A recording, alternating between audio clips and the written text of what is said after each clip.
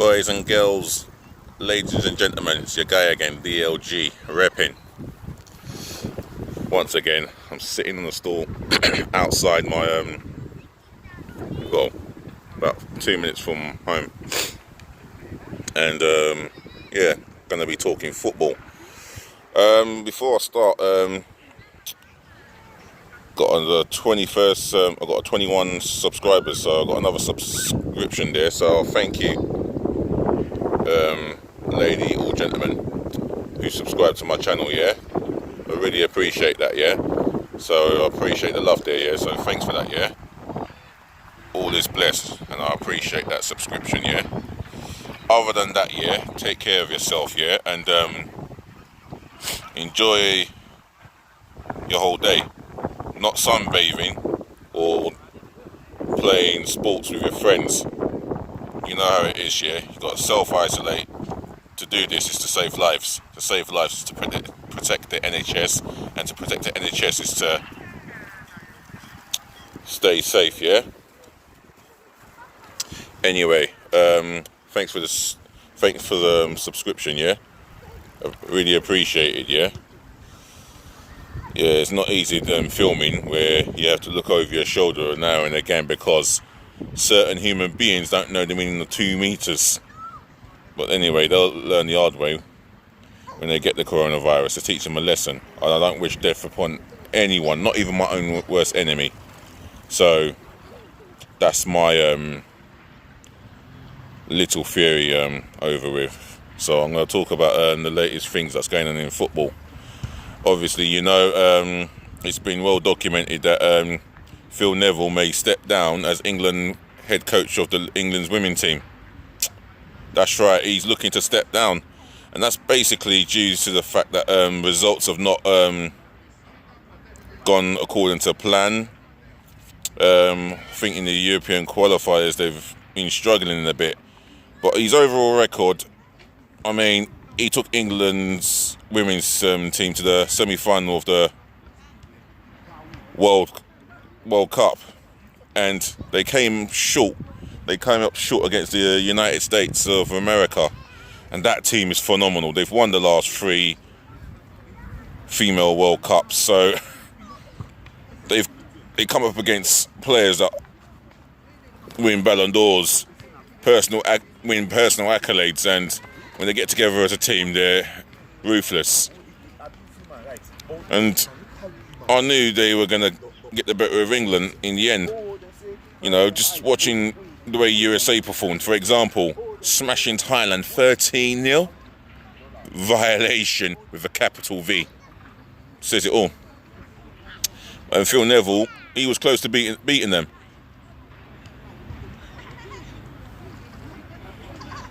Oh my God.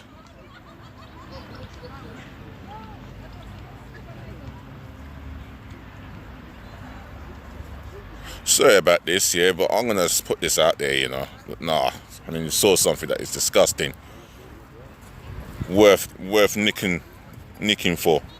Anyway, that's not what I'm here to talk about, yeah. But that's disgusting. You know, everyone's doing normal things, and you get one odd madman doing something that should be looked into. He knew he couldn't do it because he's got witnesses around. Anyway, yeah, so, you know, he has been under quite a lot of pressure recently, and I think if he is to step down, I believe he's taking that decision upon himself to do so, you know, because the pressure of that job is a immense one, and being in management is never easy. That's football management, that is. No matter what level it is, at grassroots to the highest level. So I wish Phil Neville all the best.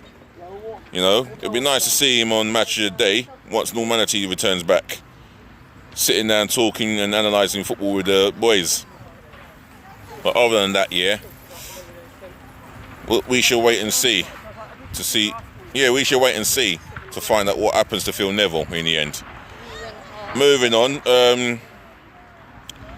I think it's a good gesture of will for Leeds United Football Club to name a part of their stand after Norman Hunter. I mean, the guy is a Leeds legend. I mean, that's where he spent the majority of his football career.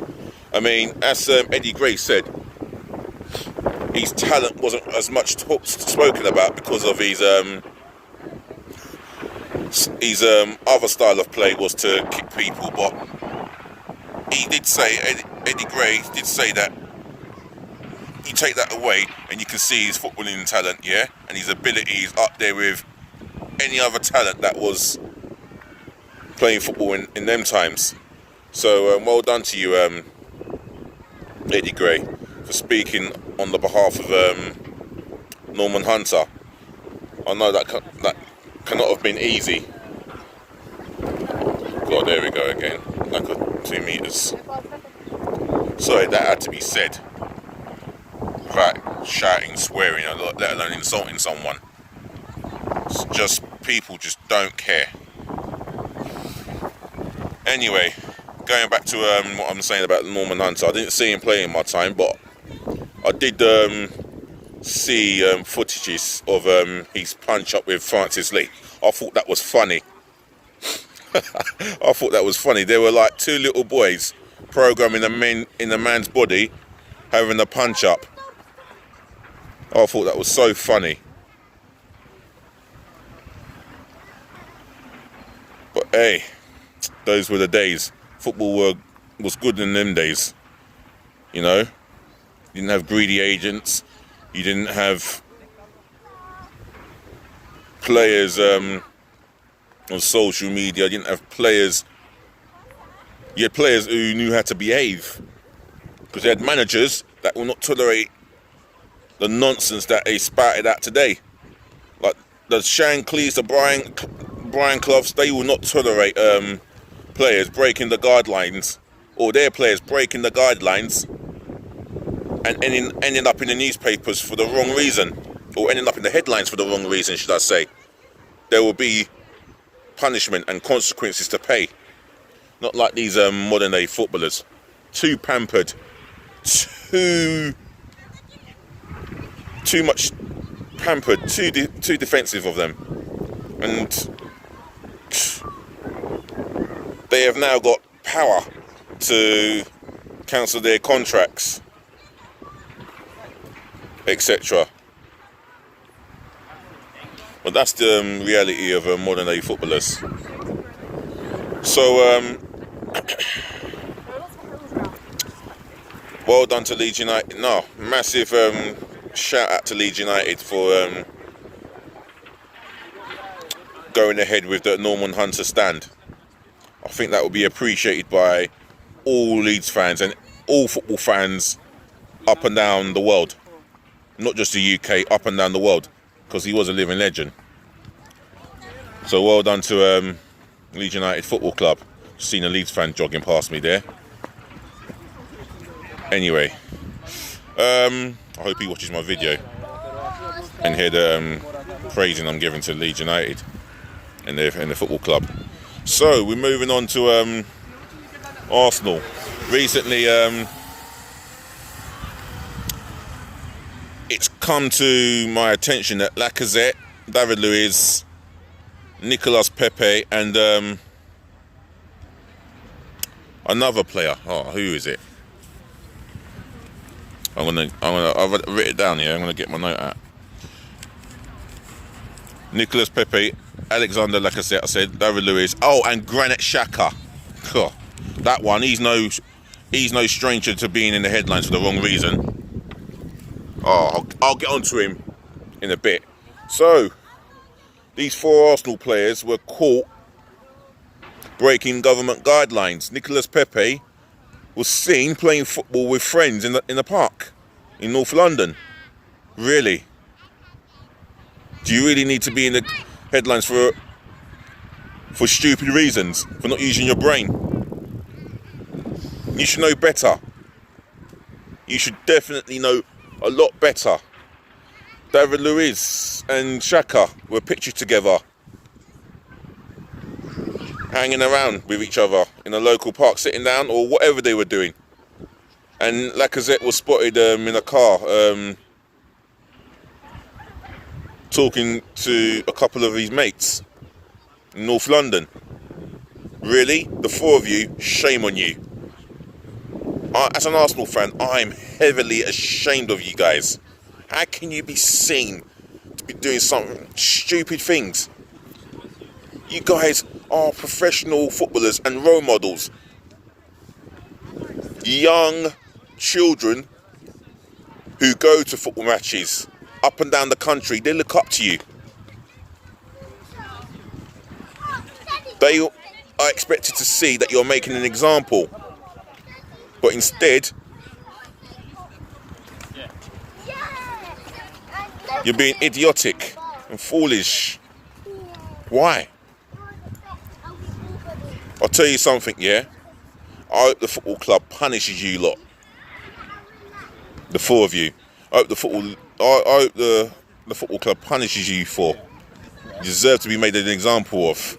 And I'm glad that you've been named and shamed for your stupidity. Such a shame. Such a shame we got to talk about this negative thing. Otherwise, onto my transfer gossip here. According to Thomas Partey's agent, he has denied that talks between Arsenal and Atletico Madrid are or have happened. Although Thomas Partey's dad said that Arsenal and Atletico Madrid have had talks to bring Partey to Arsenal. Now, according to the agent, he's now come out and said there's no talks between Arsenal and Atletico Madrid. So, therefore, things need to be put into place before we get to the truth. And that's the bottom line. I just want to see Arsenal bring in some new players and keep busy, you know. I mean, Coutinho has been heavily linked with a loan move to Chelsea, which it will be. I think it will be more of a loan move. But then again, I think he's come to the point where he wants to play for a team permanently. If it's Chelsea, then that's going to disrupt the development of Mason Mount, because he's becoming a promising young attacking midfield player who's only going to get better. And that's the bottom line. For me, I would like to see if Coutinho could possibly fit in at Arsenal. It'd be interesting if we are to sign him on a permanent deal. That's what I want personally. I don't want him on a loan. Let's get him on a permanent deal or forget about it, because there's no point of going for him. So, on that note, guys, this is my 50th video, and I would like to thank all 21 of you who subscribe to my channel, really appreciate it, and may many more subscribers come my way.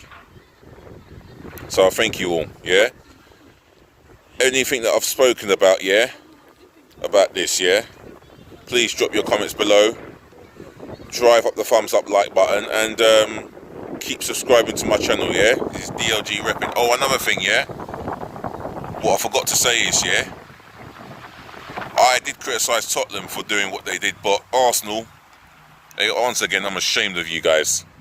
But other than that, I will end it on a little positive, and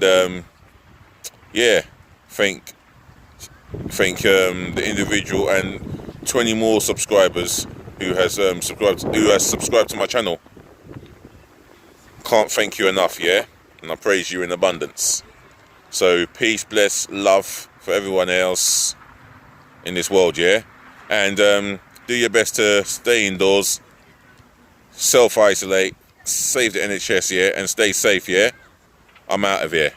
DLG Reppin once again.